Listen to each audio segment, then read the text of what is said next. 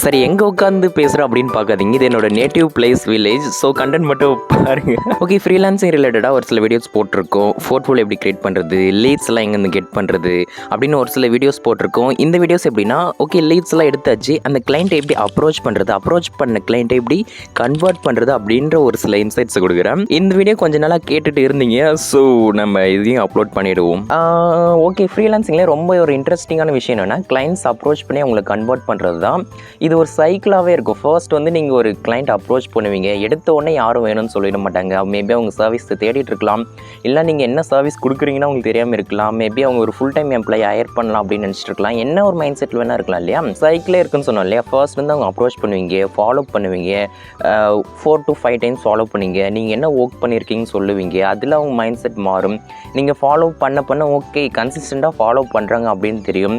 உங்களோட கேரக்டரெல்லாம் புரிஞ்சுக்கிட்டு அதுக்கப்புறம் வந்து ஓகே நம்ம இந்த சர்வீஸ் தேடிட்டு இருக்குல்ல, நம்ம இந்த இவங்ககிட்ட ஃப்ரீலான்சிங்காகவே வாங்கலாம் அப்படின்ட்டு அவங்க ஒரு மைண்ட் செட் மாறுவாங்க.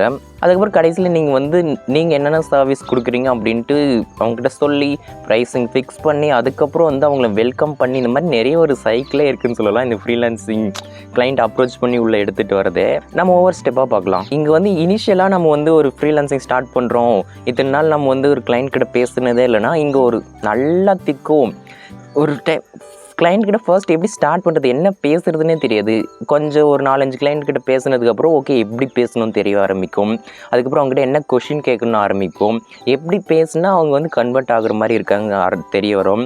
நம்ம ஸ்கில்ல ஸ்ட்ராங்காக இருக்கிற மாதிரி காட்டிக்கிட்டாலே போதும், வேறு எதுவுமே நம்ம வந்து பண்ண தேவையில்லை. ஈஸியாக ஆட்டோமேட்டிக்காக அவங்களே மைண்ட் செட் மாறிடுவாங்க அப்படின்ற நிறைய விஷயம் உங்களுக்கு தெரிய வரும்.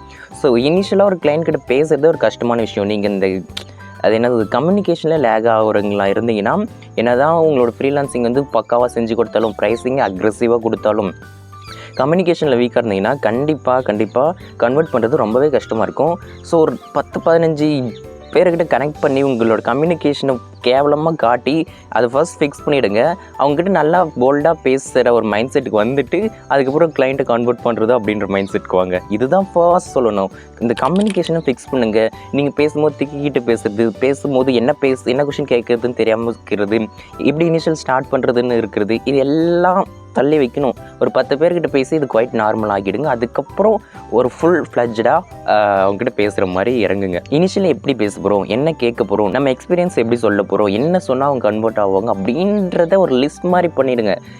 கால் பண்ணுறோம், என்ன பேச போகிறோன்ட்டு கால் பண்ணுறதுக்கு முன்னாடியே தெளிவாக யோசிச்சு வச்சுக்கணும். ஆக்சுவலாக சொன்ன போனால் நம்ம ஃபர்ஸ்ட் டைமு எந்த ஒரு கிளைண்ட்டையும் கன்வெர்ட் பண்ணிட முடியாது. நான் இதுக்கு முன்னாடி கால் பண்ணி ஃபர்ஸ்ட் டைம் ஒரு கிளைண்ட்டை கன்வெர்ட் பண்ண அப்படின்னு கிடையாது. இப்போ நீங்கள் ஒரு கிளைண்ட் கிட்ட பேசுகிறீங்கன்னா ரொம்ப முக்கியமான ஒரு விஷயம் என்னென்னா, இதுக்கு முன்னாடி ப்ரீவியஸாக என்ன ஒர்க் பண்ணியிருக்கீங்கன்றது தான் ரொம்ப முக்கியம். நீங்கள் எதை எடுத்து சொல்கிறீங்களோ சொல்லாமல் போகிறீங்களோ இல்லை, நீங்கள் இதுக்கு முன்னால் ப்ரீவியஸாக ஒர்க் பண்ணியிருக்கீங்கன்றது அவங்களுக்கு புரிஞ்சிட்டனாலே போதும். ஏன்னா உங்ககிட்ட சர்வீஸ் வாங்கிறதுனால அவங்களுக்கு என்ன கிடைக்க போகுது அப்படின்றத தான் அவங்க எக்ஸ்பெக்ட் பண்ணுவாங்க.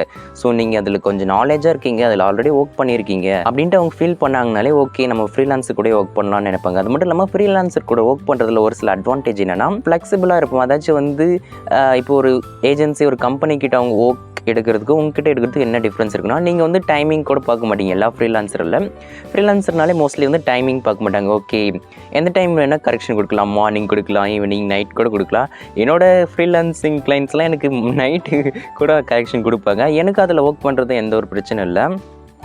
ஸோ அந்த மாதிரி ஃப்ளெக்சிபிள் இருக்கும். அது மட்டும் இல்லாமல் வந்து கரெக்ஷன்ஸ் நிறைய கொடுக்கலாம். இப்போ ஒரு கம்பெனினா நீங்கள் வந்து ஃபர்ஸ்ட் வந்து மேனேஜருக்கு அந்த கரெக்ஷன் சொல்லுவீங்க. கரெக்ஷன் வந்து அந்த ஒர்க் பண்ணுற எம்ப்ளாயி கிட்ட போக்கும் இப்படி சுற்றிட்டு இருக்கும். பட் ஃப்ரீலான்சர்னால் கரெக்ஷனாக அப்படியே முடித்து அப்படியே அனுப்பிடுவார். அந்த மாதிரி ஒரு சில ஃப்ளெக்சிபிலிட்டி அவங்களுக்கு கிடைக்கும். ஸோ அதனால் அவங்க கொஞ்சம் திங்க் பண்ணுவாங்க.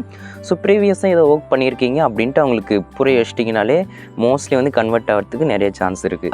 இங்கே ஃப்ரீலான்சிங்னாலே உங்களுக்கு வந்து நீங்களும் ஒரு பிஸ்னஸ் ஓனர் மாதிரி தான். என்னென்னா உங்களுக்கு சேல்ஸ் ஸ்கில் செம்மையாக இருக்கணும். ஃப்ரீலான்ஸருக்கு சேல்ஸ் ஸ்கில் இல்லைனா கன்வெர்ட் பண்ணுறது ரொம்பவே கஷ்டம். கம்யூனிகேஷன் ஸ்கில் இருந்தாலே சேல்ஸ் ஸ்கில் எல்லாமே வந்துடும் தான் அர்த்தம். ஸோ நீங்கள் வந்து நல்லா சேல்ஸியாக பேச கற்றுக்கணும். என்ன பேசுனா அவங்க வந்து ஓகே சொல்லுவாங்க இருக்கணும். இங்கே ரொம்ப முக்கியமான விஷயம் ஃபாலோ அப் தான். நீங்கள் ஒரு முறை 2 முறை அவங்களுக்கு கனெக்ட் பண்ணிவிட்டு அதுக்கப்புறம் ஓகே கன்வெர்ட் ஆகலைன்னு விட்டுட்டிங்கன்னா, நீங்கள் ஒரு ஃப்ரீலான்சர்னு சொல்ல வரல, வேணாம் ஃப்ரீலான்சர் உள்ளே இருக்க வேணாம். 1 or 2 டைம் கான்டாக்ட் பண்ணி யாரும் கன்வெர்ட் ஆக மாட்டாங்க. எத்தனை முறை நீங்கள் ஃபாலோ பண்ணுறீங்களோ அவ்வளோ கன்வெர்ட் ஆகிறது நிறைய சான்ஸ் இருக்குது. இன்ஃபேக்ட் சொன்னோம்னா நான் என்னோடய வாட்ஸ்அப் வந்து எப்பயுமே ஆன்லைன் தான் காட்டிகிட்டு இருக்கோம். நான் ஒரு லேபிள் போட்டுருவேன், social media client, new client, இந்த மாதிரி ஒரு நிறைய லேபிள் போட்டுருவேன்.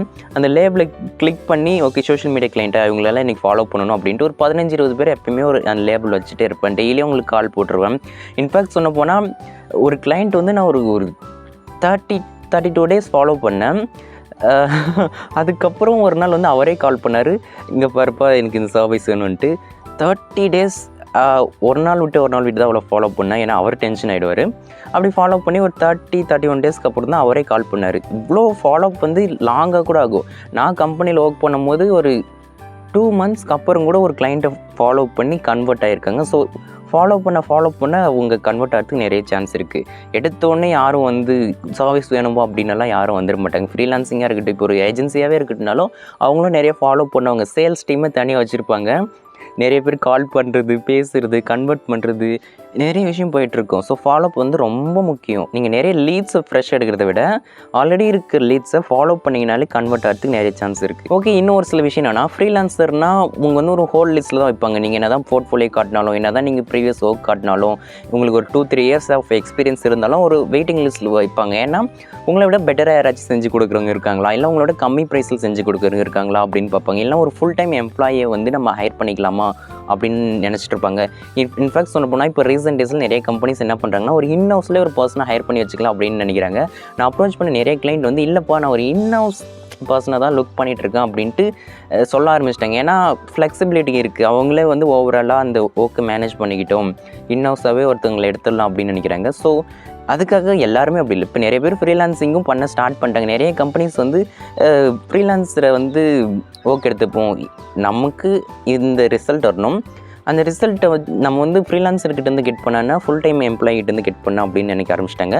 இது வந்து எல்லா கம்பெனியும் இல்லை, ஒரு சில கம்பெனி வந்து அவுட் சோர்ஸ் பண்ணணும்னு நினைப்பாங்க இல்லையா, அது யார்கிட்ட பண்ணுறது, ஃப்ரீலான்சர்கிட்ட தான் பண்ணியாகணும், கம்மி ப்ரைஸில் நல்ல குவாலிட்டியான ஒர்க் பண்ணி கொடுப்பாங்கன்ட்டு. ஸோ ஃப்ரீலான்ஸுக்கு டிமாண்டும் இருக்குது, அதே சேம் டைம் ஃபுல் டைம் எம்ப்ளாயும் ஹையர் பண்ணணும், இன்ஹவுஸும் ஹையர் பண்ணணும் அப்படின்னு நினச்சிட்டு இருக்காங்க. ஸோ இதுதான் டிமாண்ட் இருக்குது, இதுதான் டிமாண்ட் இருக்குன்னு இல்லை, ரெண்டுத்துக்குமே டிமாண்ட் இருக்குது. நீங்கள் எப்படி அப்ரோச் பண்ணுறீங்கன்றது அங்கே ரொம்ப முக்கியம். அதுக்கடுத்து ஃப்ரீலான்சிங்கில் ரொம்ப முக்கியமான விஷயம் என்னென்னா ட்ரஸ்ட்டு தான். என்ன தான் நீங்கள் ஃப்ரீலான்ஸரு எக்ஸ்பீரியன்ஸ் இருக்குது, போர்ட்ஃபோலியோ இருக்குனாலும் பிலீவ் பண்ண மாட்டாங்க. மோஸ்ட்லி என்ன சொல்லிவிடுவாங்கன்னா, நேரில் வாங்க மீட் பண்ணலான்னு சொல்லுவாங்க. இந்த மாதிரி நான் எக்கச்சக்கமான பேரை வந்து நேரில் மீட் பண்ணியிருக்கேன். இன்கேஸ் சான்ஸ் கிடைச்சா நீங்களே நேரில் மீட் பண்ணலாம் அப்படின்னு சொல்லி பாருங்களேன், உங்கள் மேலே இருக்கிற ட்ரஸ்ட்டு அப்படியே டபுள் ஆகிடும். ஏன்னா நீங்கள் நிறைய பேர் வந்து ஆன்லைனில் ஸ்கேம் பண்ணிட்டு போயிடுறாங்க அப்படின்ட்டு நிறைய நினச்சிட்டு இருக்காங்க. என்ன தான் போர்ட்ஃபோலியோ என்ன அனுப்புனாலும் ஃபியர் இருக்கும். ஸோ நான் இதுவரை கன்வெர்ட் பண்ண கிளைண்ட் எல்லாமே நேரில் பேசி கன்வெர்ட் பண்ணது தான். ஒரே ஒருத்தருக்கு மட்டும் ஆன்லைனில் கன்வெர்ட் ஆகிட்டாங்க. ஏன்னா அவங்க அந்த சர்வீஸ் லுக் பண்ணிட்டு இருந்தாங்க, அதனால் ஆன்லைன்லேயே கன்வெர்ட் ஆகிட்டாங்க. பட் நான் இதுவரை ஒரு 30-40 கிளைண்ட்ஸு நேரில் மீட் பண்ணியிருப்பேன். நிறைய ஃபாலோஅப்ஸ், அதில் ஃபாலோ பண்ணதில் பொட்டன்ஷியலாக இருக்கிறவங்க மட்டும்தான் மீட் பண்ணணும் அப்படின்னு சொல்லுவாங்க. ஸோ வந்து ஃபர்ஸ்ட்டு லீட்ஸ் எடுத்துக்கங்க, அதை ஃபாலோ பண்ணுங்கள், அதில் பொட்டன்ஷியலாக இருக்கிறவங்கள நேரில் மீட் பண்ணலான்னு சொல்லுங்கள். இல்லைனா அவங்களுக்கு சர்வீஸ் தேடிட்டு இருந்தாங்கன்னா நேரில் மீட் பண்ணலான்னு அவங்களே சொல்லிவிடுவாங்க.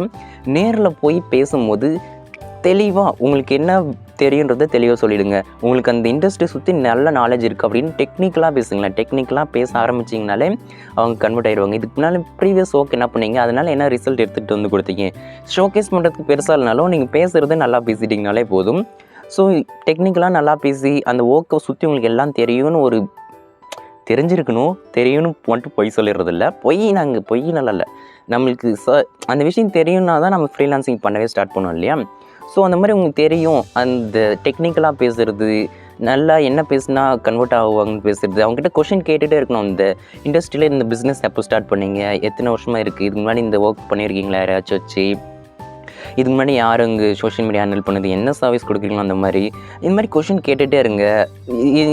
இந்த மாதிரி நிறைய கொஷின் அந்த இண்டஸ்ட்ரி சுற்றி கேட்டுகிட்டே இருங்களேன். ஓகே இவங்க ஜென்யூனாக இன்ட்ரெஸ்ட்டாக இருக்காங்க, அது மட்டும் இல்லாமல் இந்த ஒர்க்கில் உங்களுக்கு நாலேஜ் இருக்குது, இவங்களை ஹையர் பண்ணுறது தப்பே இல்லை, இவங்களுக்கு ஃப்ரீலான்ஸராக ஒர்க் பண்ணுறது தப்பே இல்லைன்ட்டு கண்டிப்பாக ஒத்துப்பாங்க. நேரில் போய் பேசணும் அப்படின்னு அவங்க முடிவு பண்ணிட்டாங்கனாலே உங்களை கன்வெர்ட் பண்ணுறதுக்காக தான் நீங்கள் அவங்க கன்வெர்ட் ஆகிடுவாங்க. அதுதான் நான் சொல்ல வருது. மீன்ஸ் அவங்க பொட்டன்ஷியலாக இருக்காங்க அப்படின்னு அர்த்தம். நான் அதுக்காக எல்லாருமே கன்வெர்ட் ஆகிட மாட்டாங்க. நான் நேரில் பேசினா நிறைய கிளைண்ட் வந்து கன்வெர்ட்டே ஆகலை. ஸோ ஆனால் மோஸ்ட்லி நேரில் பேசணும்னு சொன்னாங்களே கன்வெர்ட் ஆகிறதுக்கு நிறைய சான்ஸ் இருக்குது. ஓகே, ரொம்ப நேரம் எங்கேயோ உட்காந்து எனக்கு வேர்க்க ஆரம்பிச்சிச்சு. இன்னும் விஷயம் என்னென்னா, அவங்க இப்போ ஒரு கிளைண்ட்டுக்கிட்ட பேசி எல்லாம் ஓகே சொல்லிட்டாங்க, ப்ரைஸிங் ஃபிக்ஸ் பண்ணிட்டீங்க, ஓகே என்ன செஞ்சு கொடுப்பீங்க அப்படின்னு கேட்டிங்கன்னா ஒரு சின்ன வெல்கம் மாதிரி பண்ணுங்கள். அதாச்சும் வந்து ஒரு வாட்ஸ்அப் குரூப் க்ரியேட் பண்ணி அப்ரூவல்ஸ்லாம் அந்த வாட்ஸ்அப் குரூப்பில் வந்து கெட் பண்ணும் அப்படின்ட்டு ஒரு வெல்கம் மாதிரி பண்ணுங்கள். அவங்களுக்கு வந்து கேளுங்க, உங்கள் ஓகே என்னென்ன ரிசோர்ஸஸ் எல்லாம் வேணும்னு கேளுங்க. அவங்க லோகோ வேணுமா, இல்லை இமேஜஸ் வேணுமா, இல்லைனா இமெயில் வேணுமா, அவங்க கான்டாக்ட் நம்பர் வேணுமா, நிறைய கேளுங்க. இதெல்லாம் வேணும் அந்த ஒர்க் செய்கிறதுக்கு அப்படின்னு கேளுங்க. அது மட்டும் இல்லாமல் அவங்கள வெல்கம் பண்ணுங்கள். நீங்கள் என்னென்ன சர்வீஸ் கொடுக்குறீங்கன்னு ஒரு லிஸ்ட்டாக ஒரு பிடிஎஃப் மாதிரியோ ரெடி பண்ணி சென்ட் பண்ணுங்கள். அவங்க வெல்கம் ஆகிருக்கு அப்படி ஒரு சின்ன ஃபீல் ஆகணும். அது ஸோ அந்த மாதிரி ஃபீல் ஆகணும். ஸோ இந்த ஃப்ரீலான்சிங்கில் என்ன முக்கியம்னா, ஃபர்ஸ்ட் நீங்கள் என்ன சர்வீஸ் கொடுக்குறீங்களோ அது ஸ்ட்ராங்காக இருக்குன்னு நீங்கள் பிலீவ் பண்ணணும், ஈவந்தோ இல்லைனாலும். அதுக்கப்புறம் வந்து அவங்கள ஃபர்ஸ்ட் டைம் டிஎம்மை கால் பண்ணணும், ஃபாலோ பண்ணணும், முடிஞ்சால் நேரில் மீட் பண்ணணும், இல்லைன்னா ஆன்லைனில் பேசி கன்வெர்ட் பண்ணணும். சர்வீஸ் அவங்க என்ன சர்வீஸ் நீங்கள் கொடுக்குறீங்கன்னு சொன்னீங்களோ அது கரெக்டான டைமுக்கு செஞ்சு கொடுக்கணும். அதுக்கு முன்னாடி வெல்கம் பண்ணணும். இந்த மாதிரி ஒரு சில விஷயம் தான் இருக்குது. ஸோ இப்படி தான் ஒரு ஃப்ரீலான்சிங் கிளைண்ட் அப்ரோச் பண்ணணும். நீங்கள் ஒரு 4-5 கிளைண்ட் அப்ரோச் பண்ணிகிட்டே இருந்தீங்கன்னா ஈஸியாக வந்துடும். நான் சொல்கிறதெல்லாம் இப்போ உங்களுக்கு புரியுமான்னு கூட எனக்கு தெரில. நீங்கள் அப்ரோச் பண்ணும்போது இந்த விஷயம்லாம் கொஞ்சம் ஃபீல் பண்ணுவீங்க. ஸோ இப்படி ஒரு ஃப்ரீலான்சிங் கிளைண்ட்டை இப்படி தான் அப்ரோச் பண்ணணுங்க. ஓகே, இந்த வீடியோ உங்களுக்கு மேபி ஹெல்ப்ஃபுல்லாக இருந்துச்சுன்னா அப்படியே ஒரு லைக் போட்டுருங்க, ஷேர், சப்ஸ்கிரைப் எல்லாம் பண்ணிவிடுங்க. எனக்கு இந்த இடத்துல இந்த வீடியோ ஷூட் பண்ண ஒரு இன்ட்ரெஸ்டிங்காக இருந்துச்சு, அதனால தான் இங்கேயும் உட்காந்து ஷூட் பண்ணிட்டேன். அதுக்காக சென்னையெல்லாம் வர முடியாது. ஓகே, உங்களை ஒரு நெக்ஸ்ட் வீடியோவில் பார்க்குறேன். இந்த வீடியோ ஒரு ஃப்ரீலான்சருக்கு ஷேர் பண்ணி விட்ருங்க. என்னோட நேம் வந்து ஏகே.